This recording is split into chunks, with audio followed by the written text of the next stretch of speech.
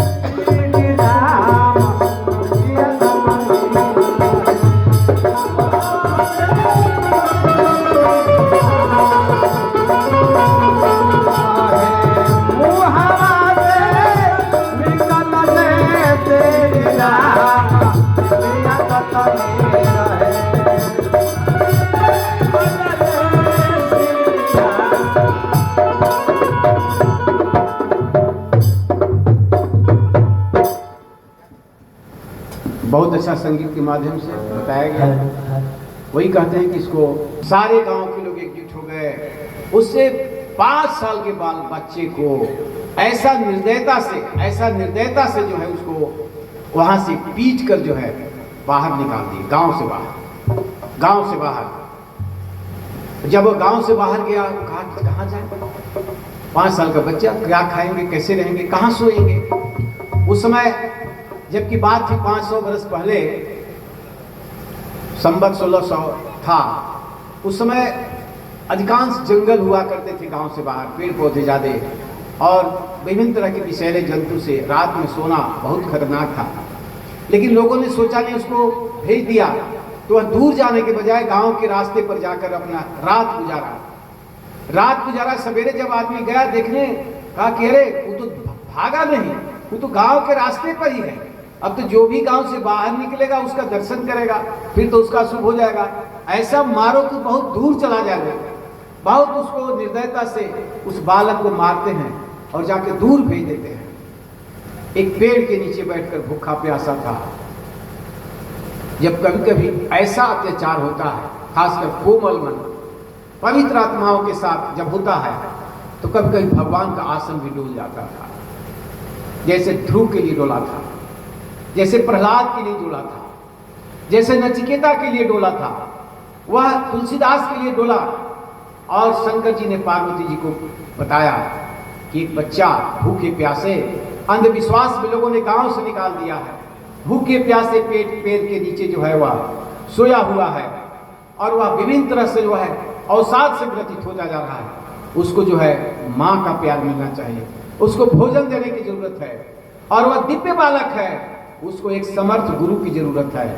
अगर समर्थ गुरु मिलेगा तो वह आने वाले दिनों में इस युग के लिए एक नया जो है, वह नया जो है एक सूत्र देगा, एक नया चीज देगा, नया मार्ग प्रशस्त करेगा। और हम उसके माध्यम से फिर से अपने आराध्य राम की कथा को हम जनमानस में फिर पहुंचा सकते हैं और यह गिरते हुए समाज को फिर से जो है हम उठाने का काम कर सकते हैं। माँ पार्वती जी जाती हैं, कुछ दिन तक उसको भेष बदलकर एक नारी के रूप में भोजन कराती हैं। बाद में शिव जी वहीं दूर जो मंदिर था, मठ था, जहाँ नरहरिदास जी रहते थे, नरहरिदास जी को संदेश देते हैं। नरहरिदास जी ले जाके आश्रम में रखते हैं। बच्चा पढ़ने की अवस्था में होता है, फिर उसको जो है अग्रदेवाचार्य जी को सौंपते हैं और वह नाभा में जाकर वह अग्रदेवाचार्य जी के पास रहता है। लेकिन दुर्भाग्य देखिए, वहां पर शिक्षा ग्रहण करने के बाद अग्रदेवाचार्य जी का भी कुछ दिन के बाद निधन हो जाता है। बच्चा फिर वह युवक जाए कहा, वह खोजते हुए फिर अपने गुरु नरहरिदास जी जो चित्रकूट में उस समय निवास करते थे, उनको खोजने आता है। जब उनको खोजने आता है तो मालूम होता है कि नरहरिदास भी नहीं रहे। लेकिन उस युवक अपने आश्रम में रहकर इतना शिक्षा ग्रहण करता है, सारे वेद शास्त्रों का कम समय में अध्ययन कर लेता है। इसके बाद वह निर्णय लेता है कि हम अब अपने गांव जाएंगे।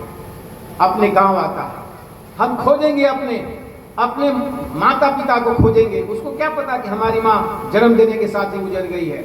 हम अपनी माँ को खोजेंगे, पिता को खोजेंगे, अपने गोद परिवार को खोजेंगे और हम वहाँ उनके बीच में हम रहेंगे तो शेष जीवन अपने लोगों के बीच में कट जाएंगे। बाकी आदमी कौन हमको पहचानेगा। वो बच्चा गांव जाता है। गांव जाने के बाद जब मालूम होता है कि माँ तो तुम्हें जन्म देने के साथ ही चली गई और पिता भी कुछ काल के बाद पिता भी नहीं रहे, लेकिन गांव के लोगों में तब तक वह देख के कि यह बालक अभी तक जीवित है और बहुत जो है विद्वान है, वेद शास्त्रों का अध्ययन किया है और यह राम कथा कहता है। गांव वाले उसको कहते हैं कि तुम्हारा घर तो है, जमीन तो है, तुम यहाँ रह सकते हो।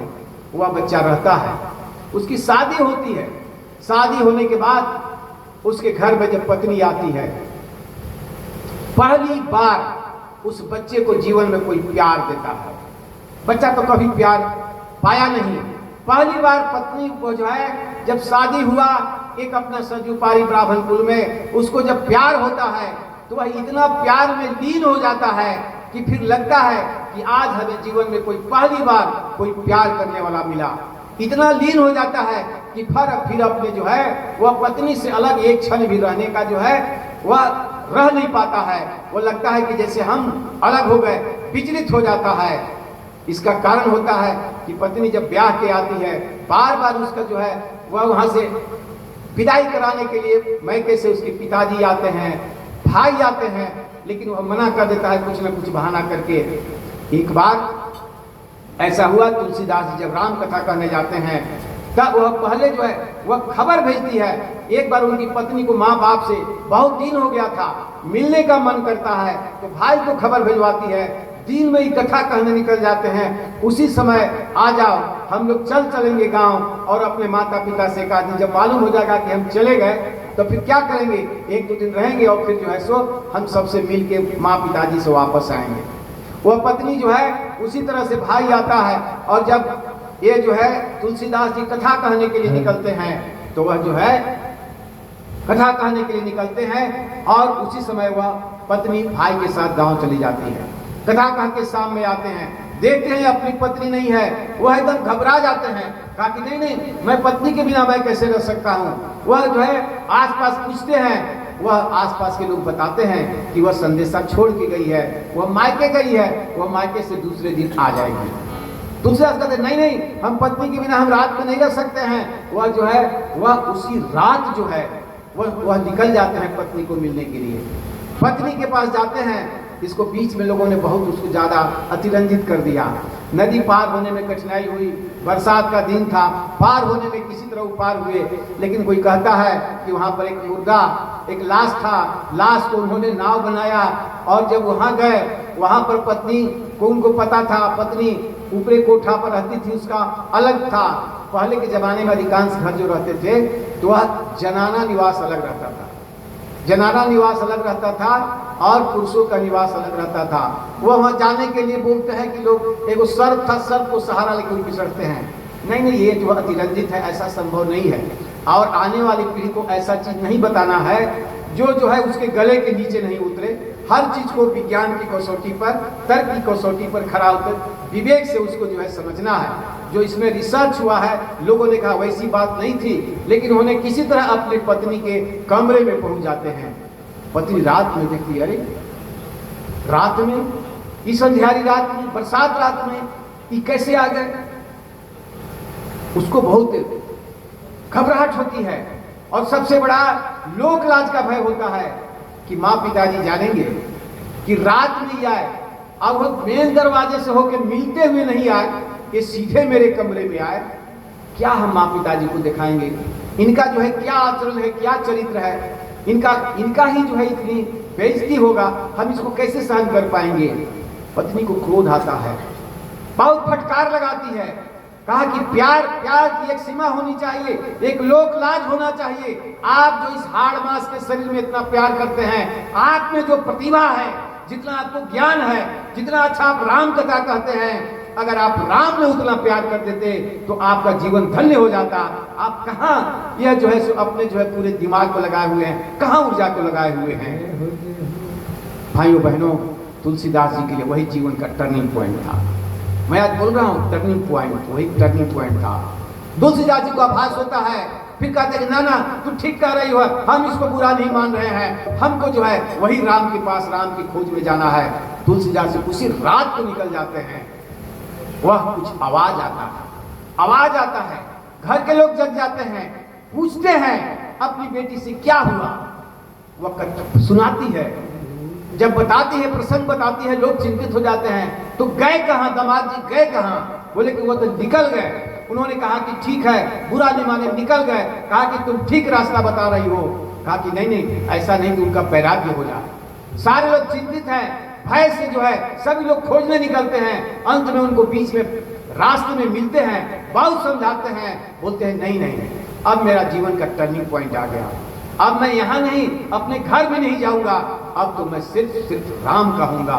और वही तुलसीदास जी ने ऐसा रामचरितमानस की रचना की कि जुग जुगांतर तक आज भी रिसर्च हो रहा है। यह रामचरितमानस को आप एक कहानी भी है, एक नाटक भी है, यह जो है एक पद गायन में इसको गा सकते हैं, कविता भी है, एक गीत भी है, इसको लोग गाते भी हैं, दोहा के रूप में ही बोलते हैं, छंद के रूप में ही बोलते हैं, यह एक उपन्यास भी है। और एक जो है यह एक कहानी भी है, गद भी है, पद भी है। ऐसा रामचरितमानस एक विदेशी आया था, जब रामचरित बताया गया